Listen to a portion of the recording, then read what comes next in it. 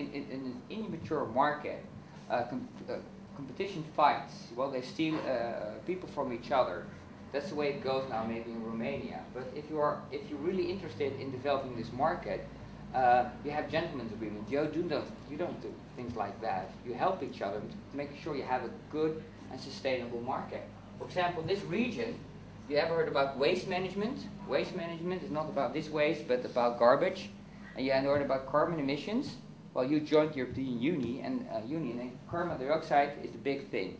So there will be cap on for the industry in Romania, but also especially here, large oil industry, the gas industry, paper industry. They have carbon dioxide. So information systems that monitor, for example, the amount of pollution you have and the amount of money you have to pay the European Union, and what you are doing to lower the carbon emission rate is an extremely important IT development.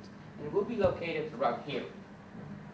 And you have a Dow Jones Sustainability Index. That's a listing of the companies who are really taking care of being green. And all the companies are located here. DSM, AkzoNobel, Shell. So this is a hotspot. And if you work for a Dutch, for example, then you work for Dutch companies, it's very important also to look what will be the Benelux market trends. What are the 4 major developments that spark IT and spark a lot of innovation? If someone had classes about it, what do you have? Environmental management. There must be some students over here or in Bucharest studying this, and these guys have to learn more about IT because this is sparking innovation. There's some good examples of focus areas which we say, well, if I focus on this area, it should be applied electronics, it should be waste management, it should be shipping. And shipping is extremely important, not only for terrorists,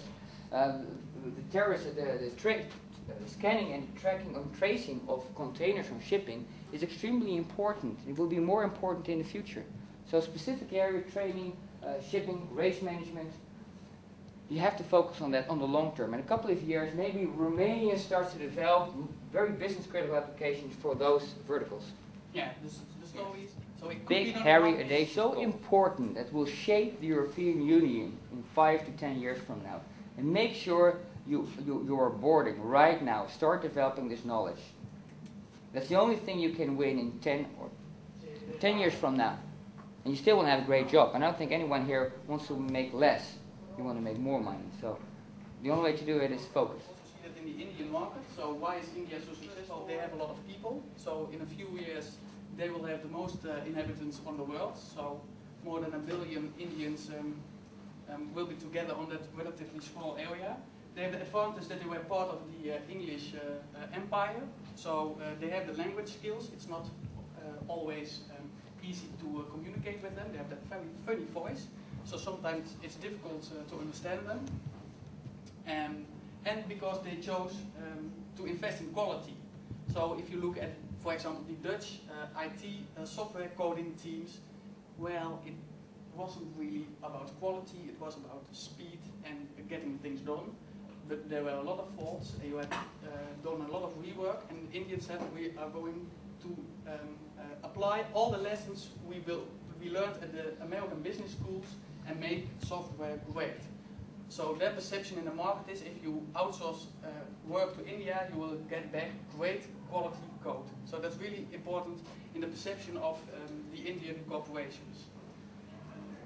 They also have very large corporations. So for example, Wipro, they have about 100,000 employees. That's really big. So for example, in the Netherlands, the largest corporation is about 9,000, 10,000 people, then it stops.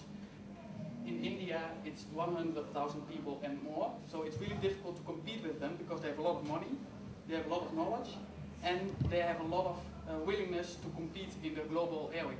It's the same as, for example, Turkey. It's a huge size. Turkey and Ukraine should be the biggest markets if you see how many inhabitants they have. But in Turkey, the largest corporation that's listed on the stock exchange has only 600 employees. That's a relatively small company. So also for Romania it will be important eventually to have 5, 6 publicly listed IT companies.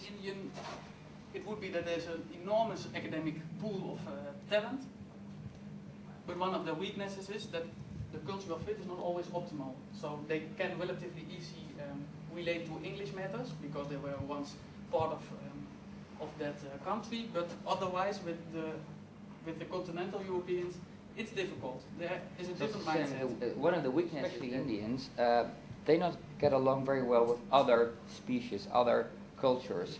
And it's very funny that, for example, in India you have the caste system. You know what it is? That you are born the way, and if you are the lowest caste, nobody can touch you. So you will be poor for the rest of your life. So they treat people differently. If an Indian doesn't like a person, now he's less, or has a more darker skin there, he doesn't really relate to them. And this is what we Europeans are much more better in diversity. Indians are not very good in diversity. If it doesn't fit into the system or their system, that doesn't work. And this is something we're going to encounter in the future.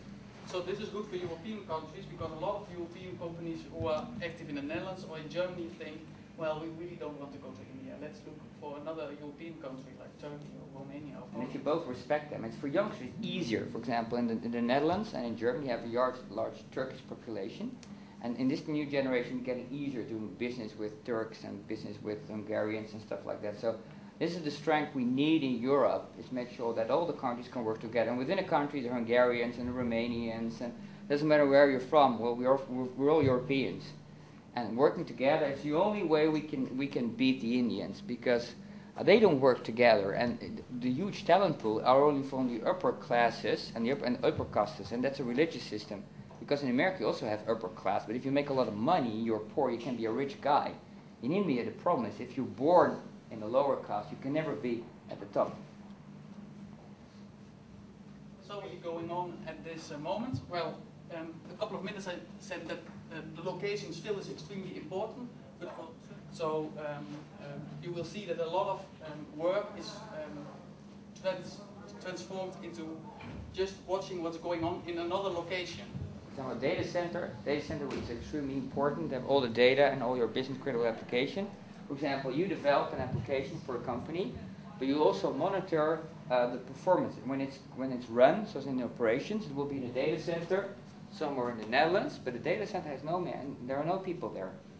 It's a black room, it's a dark room. It's only fiber there and systems and computers, and it's monitored from this office. So you see the performance and the storage and the memory leaks is done from here. This is remote infrastructure management, and it will be extremely important because they don't want you just to develop the system. Monitor it, make sure it's uptime, make sure we have an SLA with you, and when we use the system. That will be more and more important. Otherwise you also choose to go to India or to China, but we see that the same kind of problems now arise in the mid-market. So a lot of smaller Dutch companies, they want to search for new IT people and really cannot find it because there's a shortage of talent there. So they're really looking at how can we solve this. So as a reaction, they do business with companies like ISDC because they cannot grow in their own country. It's difficult for them to start operations in India or in a remote location like China. So it's obvious to look at other solutions that are closer to your home. So Romania, it's relatively easy. It has a European mindset, and the same goes for Turkey. Turkey is also with one foot in Asia, one foot in Europe, but they can relate very much to what's going on in Europe. Especially it will not only go to India, but it's not able to go to Poland or the Czech Republic, because the Czech Republic is full. Yeah, and only Accenture and Megatrends and large corporations are active there. So they're too late to start their own captive, or a captive organization is when you have your own IT department there. But if you only have an IT staff of 50, you say, well, we need an IT staff of 30. You don't go to Romania yourself. You have to choose for a model, what you call facilitated offshore. It will be extremely important. And those smaller companies, you can better work for a small company, a mid-sized enterprise, a couple of thousand employees, than working for Shell or Philips. That's a nightmare. It looks nice, a logo, Philips or Shell, forget it. Work for companies like Swift. There are so many companies there, and they're transforming the market. And we'll give an example at the end of smaller companies, IT becoming so important to them, and they would like to, and they have to relate with persons.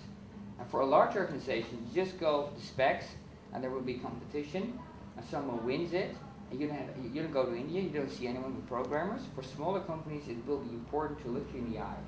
Walk around there and say, who is actually monitoring my system? Oh, the guy in the red shirt? I want to have a beer with him, because that's the only way he trusts. He doesn't trust a contract. It's the same as a guy like Core will never trust a contract. He has to look the guy into the eye. And this is, your customers will be a lot like Core.